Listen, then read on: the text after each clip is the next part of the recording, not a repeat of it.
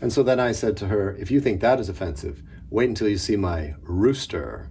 And that, as they say in French, is what's known as a double entendre. Aha, hello. I was just telling one of my scintillating off-color bon motifs. Yes. Well now, 1,000 subscribers. Thank you all very much. I am happy. I'm happy. When I started the channel, 1,000 subscribers, it doesn't seem like very much. It is a small channel at 1,000. I didn't consider 1,000 to be, such a great number, but it's taken me 2 years. It has been a week by week and month by month process, slowly watching the subscriber count grow. And yeah, it's been a little bit slow, but I don't mind that. I'm not unhappy with that because it has given me the time to make better videos. If the channel had have exploded on the very first video, I probably would still be making videos like the first one, because that would have been good enough. Over time, I've tried to improve the quality of the sound and the video, and hopefully my editing skills are getting a little bit better.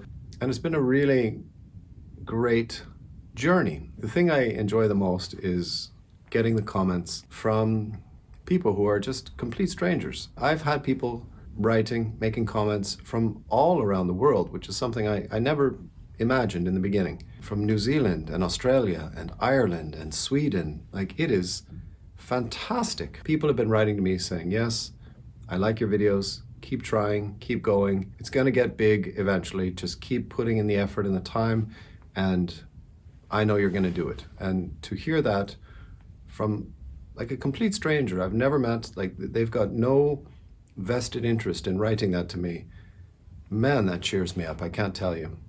A lot more than my actual friends who don't support the channel. Now you may notice that I'm not completely overjoyed with the situation today, and that's because YouTube has changed the parameters for making money as a creator. When I started my YouTube channel in 2021 in August, to make money, you had to have 1,000 subscribers. Yay! Thank you all, everyone, once again. And you needed to have 4,000 viewing hours. But the time limit was unlimited. If it took you 10 years to get 1,000 subscribers and 4,000 viewing hours, when you got it, and you started getting money. In December in 2022, 10 months ago, they changed it, the viewing hours. So you still need to get 4,000 viewing hours, but you have to get it within the last year, 365 days. So I've got 1,000 subscribers, but I have about 2,000 viewing hours, which is only half of what I need. And I'm a little bit bitter because at this point, I think I would have had 4,000 viewing hours with growing, accumulating. 1 year ago, plus a day, whatever I had on that day is cut off and gone. The videos are getting more popular. I'm getting a lot more views. The subscribers and the viewing hours are increasing every single month. So it is probably inevitable that I will get to the 4,000 viewing hours. However, I'm a bit worried because currently I'm only sitting at half. Every single day I lose what I had a year ago. If you leave, I probably shouldn't say this, YouTube will probably be pissed off, but let's just say that I'm speaking ironically or hypothetically or whatever it means that I don't get into trouble. If you leave for work in the morning, go to my YouTube channel, go to my homepage, and just click play all and turn the video down to 0 and just let the videos play all day long. I've got at least 20 hours of videos, so you can let them play, and when you get home in the evening, they'll be still playing, and that will rack up a huge amount of hours, okay? Those accumulating hours would be just such a huge benefit for me. I'm probably gonna get into trouble. So don't do that. Okay, don't do what I just told you to let the videos play all day long so that eventually I'll start making money on YouTube. Wouldn't it be nice if I could make some money for this little hobby of mine? So I promised that I would tell you a story about my trip to Europe. I'll speak for 20 minutes, and when the alarm goes off, that's it. That's the end of the story. In 1999, I was living in Ottawa. Things were really quite black and bleak for me. I was in a relationship, and that ended. It really destroyed me. I went to a bad place. Yeah, it ruined me. I always wanted to be a writer. I still want to be a writer. It's just that recently, the last 2 years, I've been really pouring all of my energy into the YouTube channel, and I haven't been writing too much. It occurred to me that if I stayed in Ottawa, I would be homeless and I would die because I was really going the downward spiral. So I thought I had to leave. And I just thought, well, if I'm a writer, where should I go? Well, let's go to Europe. I loved Hemingway and I loved that whole go to Europe for the deep culture. And so, it was like an epiphany.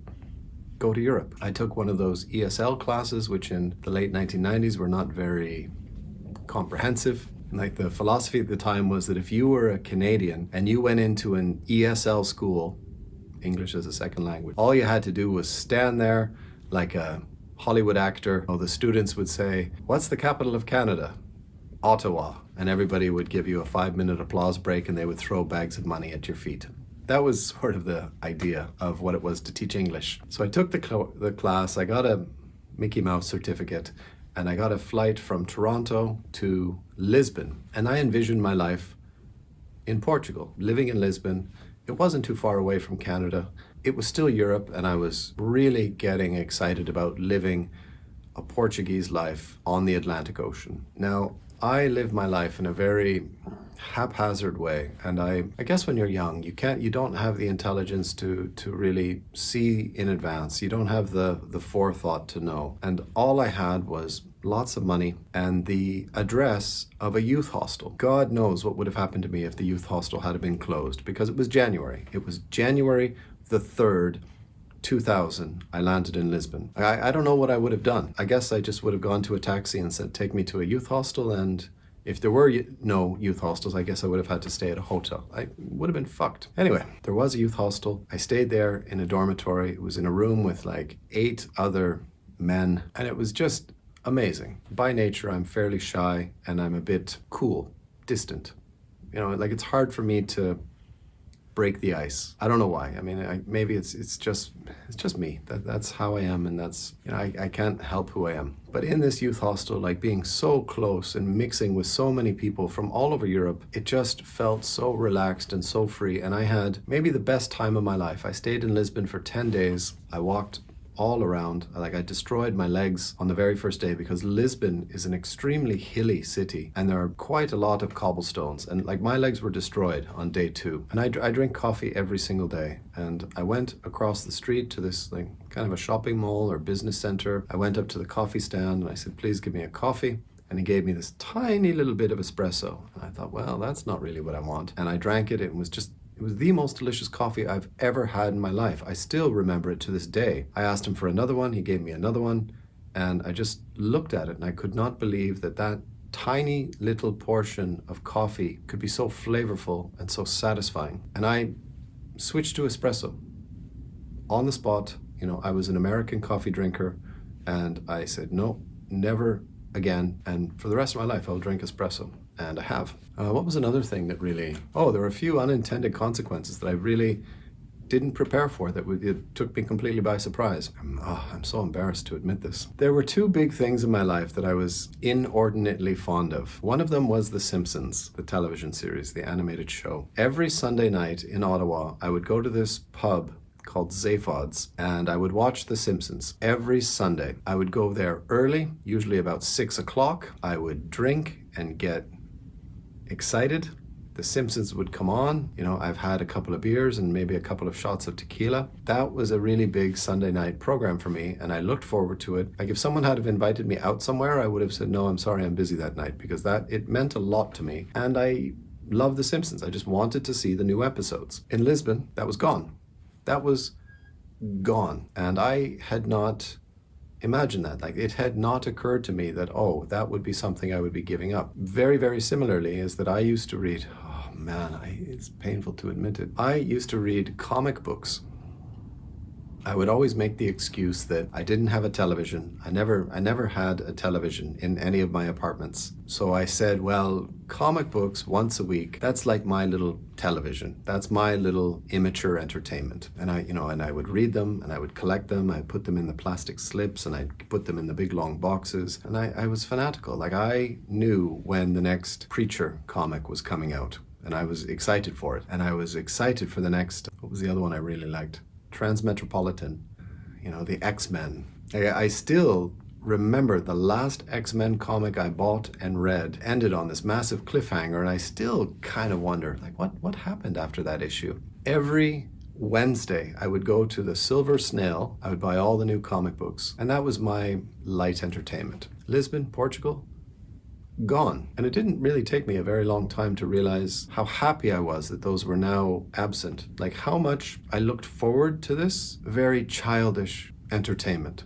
I mention these things is because now I'm at university and I've had a couple of university professors who talk about like Marvel comics and DC comics and Batman, and they talk about The Simpsons. And there's always a part of me that thinks, thank God I left Canada, or, I would be like this guy, still giving a shit about comic books, still really caring about, The Simpsons, what's happening in the latest episode. And that was a completely unintended and unexpected development in my life when I went to Europe, that I really cut out a huge amount of the childish bullshit. And it is very childish. It is supremely childish for a 15 or a 16-year-old to still be really giving a shit about comic books. And we pretend that it's this great art form nowadays, but it's, North America is a very, very infantile mentality. So, let's get back to the story. I stayed in Lisbon for almost 2 weeks. I went to one language school. It was called the American School. And I walked in and I just looked, like a typical youth hostel traveling. I wasn't shaved. I was filthy. I was wearing very loose, baggy clothing and a baseball cap and just wild, like I'd been sleeping in a dormitory in a hostel. And I went in and they just looked at me. If you've ever been in an environment where it's just so alien to where, your existence, and you step into this other and everyone looks at you like, man, you're not supposed to be here. And you look around like, God, I should not be here dressed like this in any way. So I said, do you need a teacher? And they said, no, we don't. It's January. We won't have any students for about 3 weeks. Do you have a telephone number? I said, no, I'm at a youth hostel. Can I give you that telephone number? They were just like, man, do you have any idea how stupid you look? I said, don't you have a mobile phone? I said, no. Do I need one? I said, yeah, you need one. Everybody in Europe has a mobile phone. You should get one if you want to be a teacher. I said, all right, so what should I do? Do you want me to come back in a couple of weeks? And they just, yeah, come back in a couple of weeks and we'll see if we've got anything for you. So I went, okay, all right. I wasn't even aware at the time of how stupid I must have appeared. It only occurred to me much later. I went back to the hostel and I thought, well, I don't really want to hang around Lisbon for 3 weeks. As much fun as I was having, it seemed a bit excessive because, Lisbon is a fairly small city. So I went down to the train station. I just remember looking at all the names. Zurich. I remember Zurich, because, to me that was like, Mars, Saturn, Zurich. Unfathomable that I could go to a city called Zurich. I didn't even know what country it was in. I admit it. It's embarrassing, but I will say it. All of those names. And then I saw Madrid. And I thought, okay. Madrid is the capital of the next country over, so it can't be that far away. There's little Portugal, there's big Spain, one's here. I'll go to Madrid. And because in my mind I don't imagine it's too far away, I can always go back to Lisbon in 3 weeks to go get this job that I think that I've got because I did such a good job at the interview. I went to Madrid and I was really unlucky in Madrid because I stayed at a really party youth hostel in Lisbon. And in Madrid, the youth hostel was kind of, not really a youth hostel, it was more like a dormitory for men. They were all older men in their 20s and 30s, and I think a lot of them were construction workers. They would all wake up and have the breakfast and go out to work. And that was the thing at this hostel, that you had to vacate the hostel from 10 until 5 o'clock in the evening. So you had to be out all day for 7 hours. Maybe that doesn't sound very bad, but you go out, 7 hours is a really long time alone with no real direction. Okay, I heard this is a nice place to go, so I will walk there. And you'll, walk for 90 minutes. I would, because I'm a dummy. And you get there and you're just so exhausted. I go into a shop and I get some water. I go into a grocery store and I get some buns and some meat and I just eat them on the side of the street. And walking. So by the time that the youth hostel allowed us back in at 5 o'clock, I was exhausted. And I would go to bed at 8 o'clock. I would drink some beer. I would just go to bed. And it seemed like such a, I really wasted that time in Madrid because I was so unlucky with the youth hostel. So then I took a train from Madrid to Paris. I was very unlucky again in Paris, and I didn't stay there long. Because of this bad experience in Madrid and Paris, I was starting to get quite down. I had a friend from Canada in Nuremberg, Germany. So I thought, well, why don't I go, to Nuremberg and I'll, pop in on this friend of mine. Train from Paris to Nuremberg, which is really, really, really far. It's very far. And not only that, but remember, like I went to Lisbon in January and it's still January and I'm going to Germany. It was cold. Holy shit, it was cold. Snow. There was snow in Nuremberg. There was no snow in Lisbon. In Nuremberg, that was actually like a very lucky situation. I got to the train station. They said there is a youth hostel. There's one youth hostel, and it is in a renovated castle on the top of the hill. Like a real life stone German castle had been renovated to be a youth hostel. Not some five-star hotel, a youth hostel. Love Germany. I mean, you can't help it. Like when you go to Germany, they do everything right. Everything is done right in Germany. So I was staying in this beautiful youth hostel, and I think they had accommodation for maybe like 120 people. And I think at the time there was 11 people staying in the youth hostel. So I had this whole dormitory room all by myself. Every day I would go out and I would go to the internet cafe and I would be writing to this friend of mine. Her name is Katrine. Hello, Katrine. I'm in Nuremberg. I'm in the youth hostel. I'm in the internet cafe. I'd really like to meet you. No response, no response, no response. And I wasn't prepared for my first Sunday in Germany. Like nobody told me that everything closes. The shops are not open. Nothing is open. The pubs are open and the restaurants are open, but like no shops. So what did I do that day? What did I eat? I guess I went to a pub. I remember I went to a pub and I had bratwurst and there were these pretzels on the table. And I remember wondering if the pretzels were free or if I would have to pay for them. Yeah, and I did something really weird. Like I ate half of a pretzel and I put the other half back, hoping that if I had to pay for them, nobody would notice, or that maybe I would only have to pay for half the pretzel. Oh man, like if you don't know, you don't know, and you're too embarrassed to ask. Like for some reason, I was still a young guy at that point, and it was always so different. Everything was so different. Sunny, free and easy Portugal, Lisbon, and all of a sudden to cold, dark Germany, and it was hard. I think that day, on that one Sunday, I went to that pub for bratwurst and ended up probably paying for more than one pretzel. And then I spent the rest of the day in the youth hostel reading a book. I don't want to tell that story because I know the time is coming to an end. In Germany, if you're not careful, you can easily run out of money. This was in 2000, so there was no euro. So in Portugal, for money, I was using escudos. Spain, I was using pesetas. France, I was using the French francs. In Germany, I was using Deutschmarks. And I had like one of those like laundry detergent jugs, and I was just dropping in all of my old change because you can't use it. And it started in my luggage. You could start to hear this shaking sound of all of the coins that I've been gathering, and it's starting to make my luggage heavy because, once you leave Portugal and you go to Spain, that money's useless. You may as well just throw it in the ocean. Of course you can take it to a bank and they'll transfer it, but they're not going to take your coins.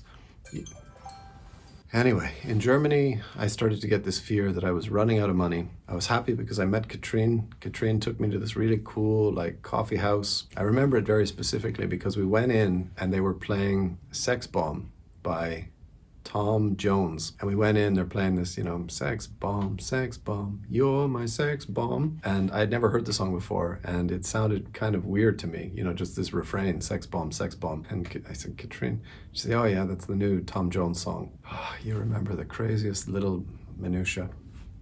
I do anyway. So we went into the cafe and we talked and we talked and we talked, and I talked a lot because all of a sudden here was this person from Ottawa. We were friends, and she talked a lot as well because I think she was a little bit lonely. I think she was working in a German factory, and so all of a sudden this, and we had been working in the same restaurant, this restaurant called The Ritz. Yeah, I know, The Ritz. And she was a bartender and I was a waiter. Katrine was actually one of the coolest, nicest girls I ever met in Ottawa. And so to meet her in Germany, where she spoke German fluently, because my spirits were down, and I met her and she really lifted me up. But I only met her for a day. What did we do? We went to this cafe and then we went back to her house where her father lived. She and her father lived together, and she made me a simple meal, and we had the meal together. And I've got a photo of her and I together in a bathtub with all of our clothes on, no water. I don't know why. We decided it would be funny to have our photo in a bathtub together. And I wish I had that photo right now to show you, but I don't, because there were no digital cameras then. And then what? Well, I guess that's the end of the story for today. Oh man, I didn't even get to Prague. So that was, oh man, just an old man rambling about his old stories. Oh well, it was fun for me. So I'd like to end the video by saying that things are interesting in my life right now. I have a son and I just love him. God, I love him. Yukari and I, my wife, our relationship is really, really much stronger now. I think it's because we both just love our son Matthew so much. It brings us closer together. And I'm sorry anyone out there who may be jealous or envious. I know that some people want children and they just, for whatever reason, they don't get the lucky opportunity to have them. My condolences, because it changed my life. University's going pretty well. I've kind of, when I started, I was all full of vigor. And now it's just, I go into the class and I just, so much bullshit, so much fucking nonsense at university. And I just hate the theorizing. If you're here, I love literature so very much and it is such a huge part of my life. But this university theorizing, oh, well, did you catch the lesbian undertones? No. And I really don't care about the lesbian undertones. I care about a well-written short story with compelling characters, and it's like a beautiful little package that I read it and it gives me satisfaction because of the style, because of the characterization, because of the colorful use of vocabulary. That makes me happy. This wild theorizing about, oh, well, I'm sure you picked up on how, he's probably an abusive husband. It's not stated overtly, of course, but I think we know that he abuses his wife. Well, we don't know that. We can assume and we can theorize, but we don't know it. Does it really add to the understanding of the story? I love to read books, and there is a degree of reading between the lines, but this wild speculation about maybe this could be an example of this, but maybe it's not. It's just all of the literature has to be re-examined under the feminist microscope, and all of the literature needs to be re-examined under the postmodern microscope. To me, it's just a lot of bullshit. But if you're a university student studying literature, it's a lot of bullshit. The professors, they have to write their university papers, on a lot of bullshit, and they have to believe it, and they have to make a convincing argument for it, which, I don't know, do they believe it, or they just, that's the job? The job is to spout out this ridiculous bullshit about whatever nonsense. And that's your job, man. You just do it year after year with each new batch of students. So it's hard for me because, this past week, there was some wild speculation going on about certain stories and writers and characters. Can't we all just say what we liked about the story and what we didn't like about the story? Do we have to really find these subversive elements in everything? In New Westminster, where I live, there's 2 new used bookstores. There's Groove Cat Records and Books. It's a used bookstore and more records than books, actually. They're actually just across the street from me, and they're really cool. And it's nice that they're doing something, hopefully, that they love, because I don't think they're going to get rich selling used books and records, but hopefully they make a go of it. And also this other used secondhand store that I just discovered called Orange Crush Velvet. They have a lot of excellent used books, a surprisingly amazing amount of good literature, but they also have a lot of really funky alternative clothes from the 70s and 80s, really, the wild and weird stuff. So that's fun as well. I got this, Custom of the Country by Edith Wharton. That's from one of my university classes. The posthumous memoirs of Brás Cubas, Machado de Assis. Yep, and a couple more. George Simenon, The Man Who Watched the Trains Go By. I love that title. And I just did a review of a George Simenon novel a short while ago. So things quite good and interesting in my life. And I have 1,000 subscribers. Thank you, everyone. Thank you so much. Let's get it up to 5,000. Yeah, why not?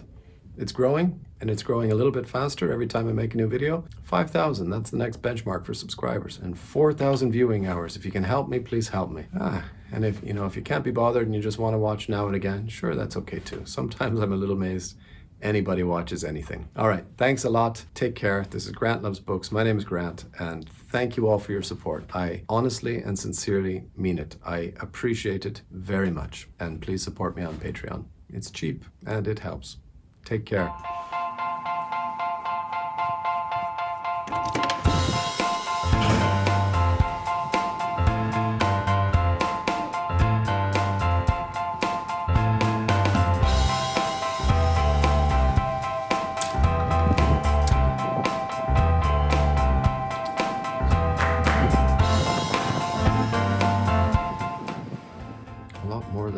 actual friends who don't support the channel. But anyway, that's sour grapes, but they're there.